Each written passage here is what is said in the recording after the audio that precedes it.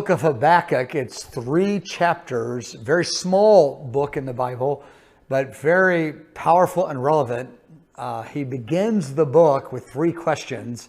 And question number 1 he has is like, Lord, why are you allowing my nation of Israel and my city, Jerusalem, to escalate in so much sin and rebellion?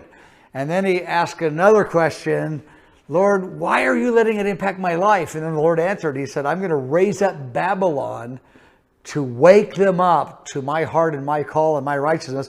Then he goes, yeah, but Lord, Babylon's worse than they are. Why would you use a wicked nation? Anyway, he begins with these heart-wrenching questions.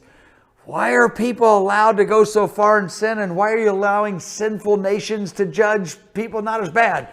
Then in chapter 3 of Habakkuk, he gives such profound answers that it transforms Habakkuk from those complaints, those legitimate, sincere complaints that, I've had those complaints.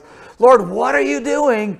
And Habakkuk was transformed because he saw the Lord's bigger picture and he had a vision of the revelation of the Messiah coming back and the glory that's going to be released in the earth.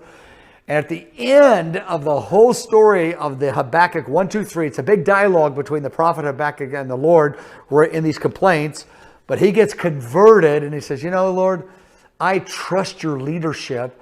I don't know all the reasons why those things happen, but now I see there's a bigger picture, and your leadership is so excellent that he ends with one of the grand statements in the book of Habakkuk, chapter 3, verse 18. He goes, I rejoice and trust your leadership. And so when I read that book and I see nations doing this or that, violence, injustice, I go, Lord, what are you doing?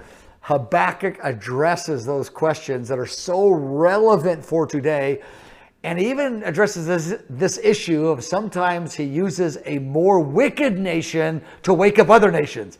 Now, in my flesh, I don't like that.